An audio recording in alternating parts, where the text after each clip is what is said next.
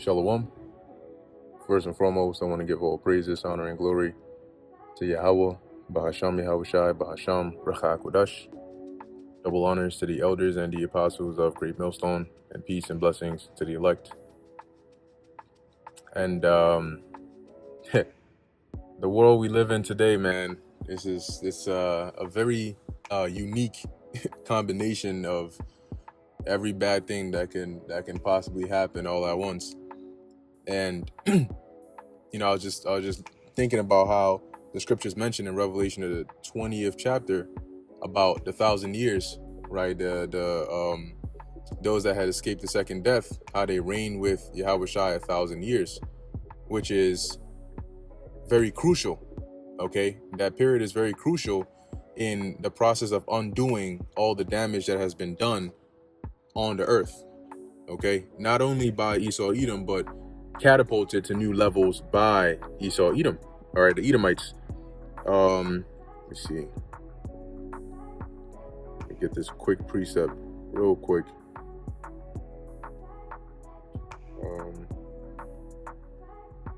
I believe it's in the book of Psalms. Yeah, Psalm 82 and 5. It says, "They know not, neither will they understand. They walk on in darkness. All the foundations of the earth are out of course." Now, keep in mind that the ordinances, statutes, and commandments that the Lord gave us to follow are likened onto a manual for paradise.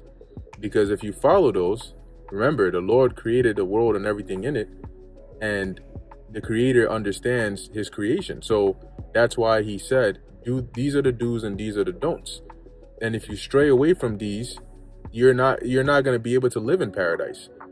So the world today, which is very, very far disconnected from the manual the Lord gave us, not only is it morally decayed, but physically the earth itself is not a paradise anymore, because the world strayed too far from the manual of how to dwell and take care of the earth.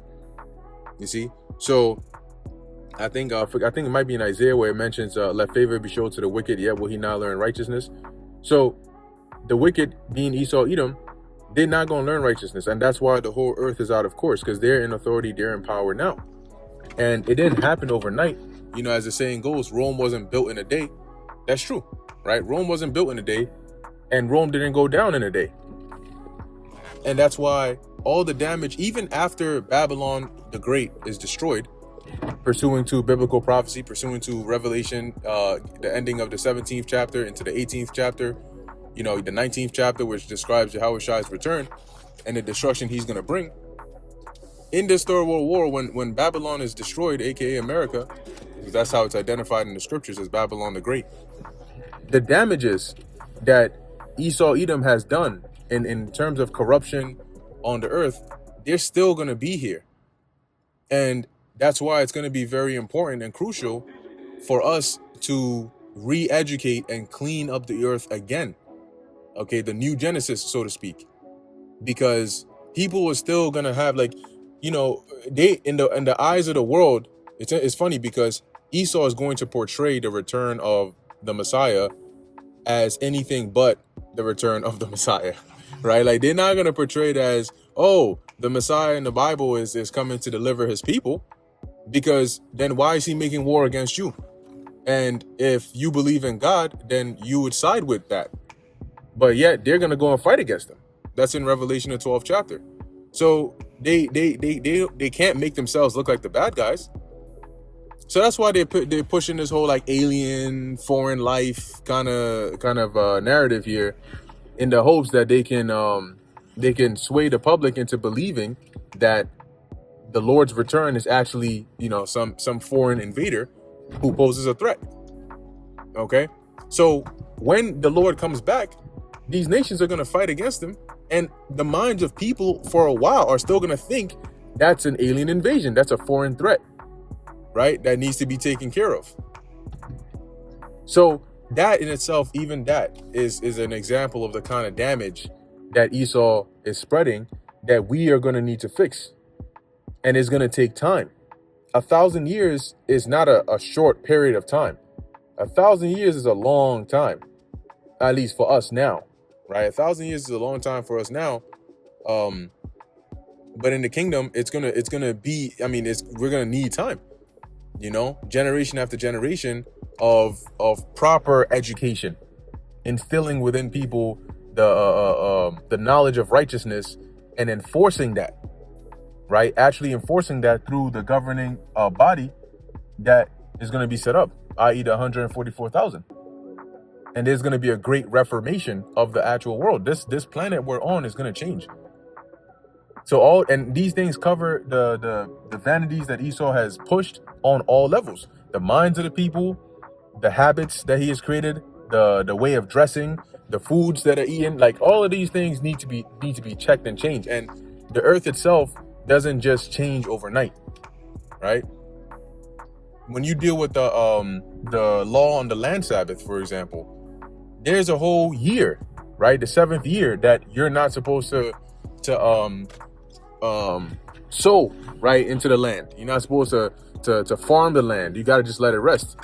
That takes a whole year, right? To let it have that moment. So the earth is gonna get rejuvenated. Now we're gonna have spiritual power, of course. So we're gonna be able to fix certain things up, certain things that the carnal man can't do.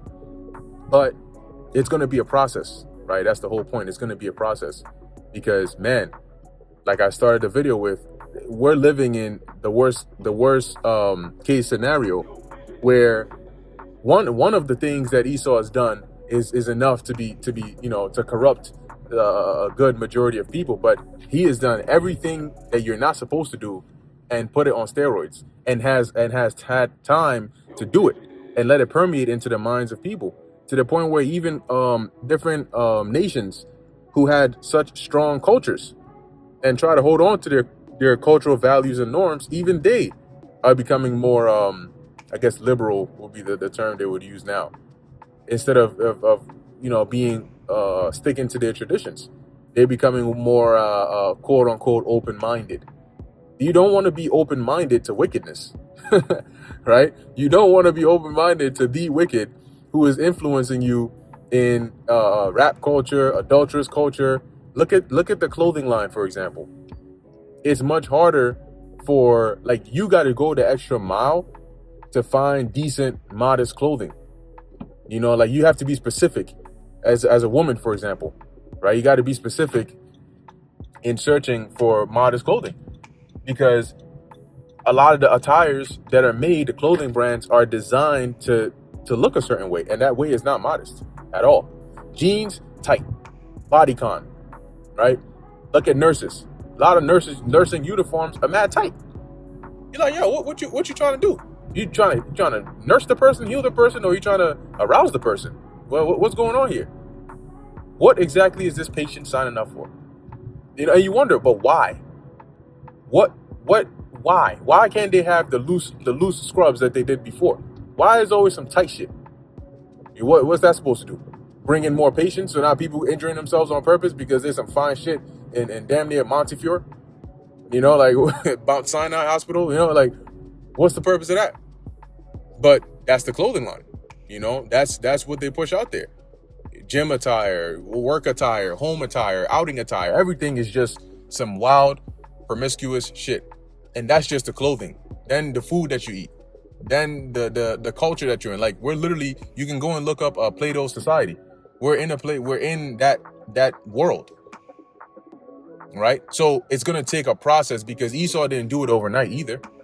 But we're going to be able to do it quicker, because we're going to be the authorities. We're not going to be the authorities like these elites that are hiding, and they have so many different layers of frontmen and footmen that are doing this and doing that. No, you going to know who your rulers are. You damn sure going to know who we are, and you're going to obey. No ifs, ands, or buts. We're going to have the power, as the scriptures say. I believe it's in is it Isaiah 2? If I'm quoting that right. But we're going to have the power to cause droughts, to withhold rain from certain nations. If they want to get disobedient, they don't want to get down with the program. They're going to learn that the hard way. See, we're going to have the power to do that. So we're going to have a different kind of rule, even though our rule is going to be in righteousness.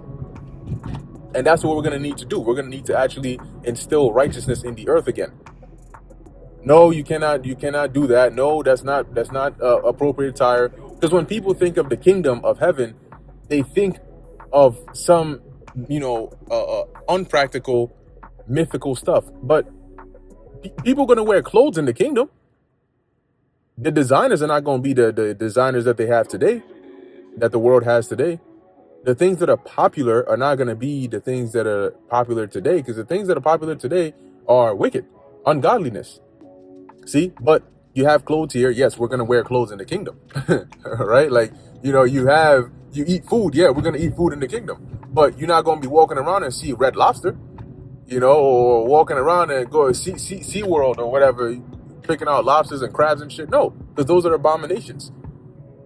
The food, the restaurants and the places where you go to get food to eat, they're gonna be clean animals, not unclean animals. But these things are gonna exist. It's on Earth. See, and that's the need. That's why we're gonna need to make sure that you're not trying to catch and kill no pork to come and cook it and sell it, and you're not doing none of that stuff. And this is on a world scale, so it's going to be a mass operation. Because first you're going to have people resisting, and you're going to need to break that resistance, right? Break them down. That's where the scepter comes in. It's written in the scriptures, and that's why that makes sense as to why they got to go into hardcore captivity. Because how did Esau get us to become on this level? He started with hardcore captivity, right? And then after that, started to break the physical chains, but kept the mental chains on. See? So he was considered the hammer of the earth. We are also going to be considered, a form of a hammer for the first part, because we got to instill righteousness, and that comes through power. And sometimes you got to show people that power. We're not here to talk diplomacy. we are the authority.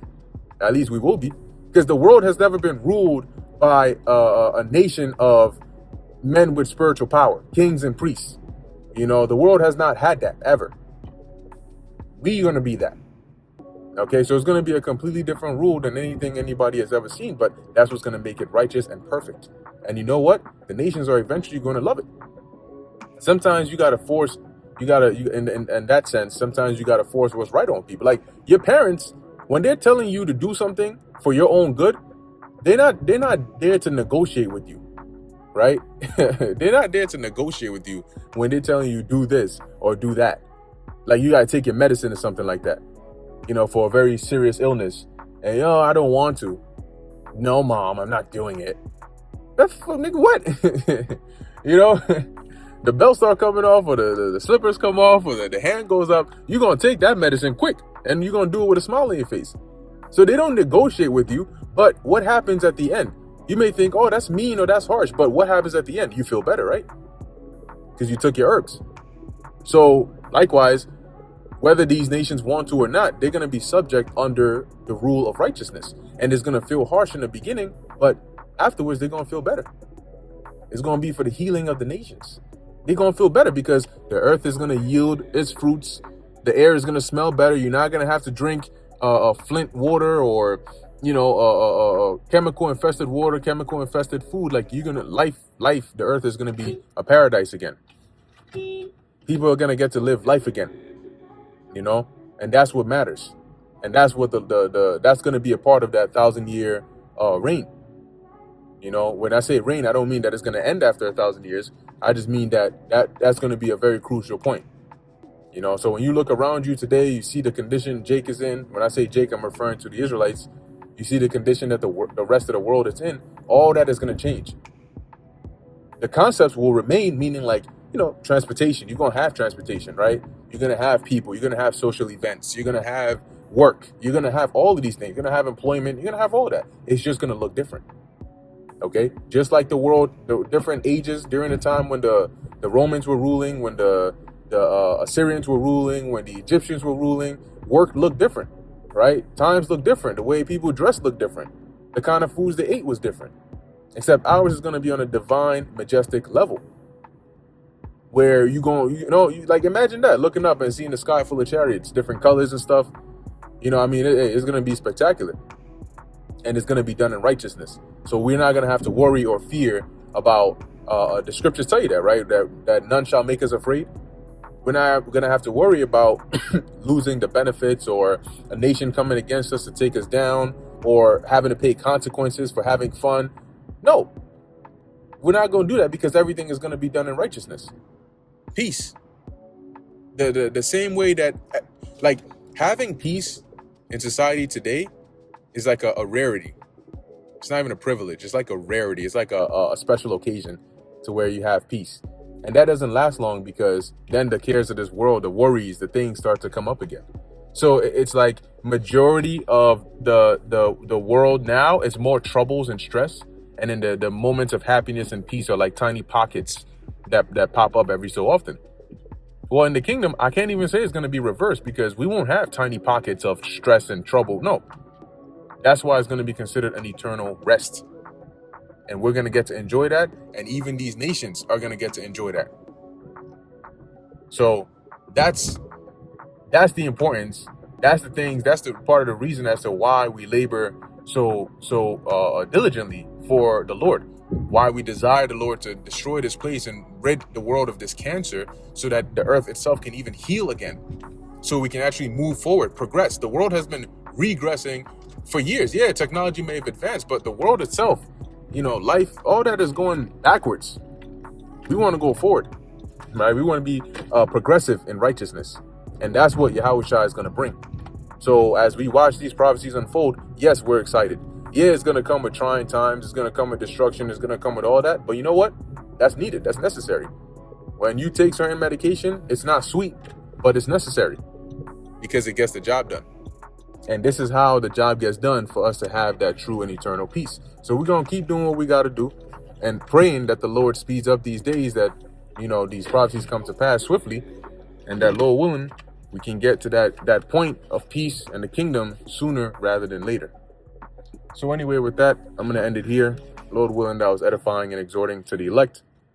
In closing, I want to give all praises, honor, and glory to Yahweh, Bahasham Yahweh Shai, Bahasham Rachak Kodash. Until next time, Shalom.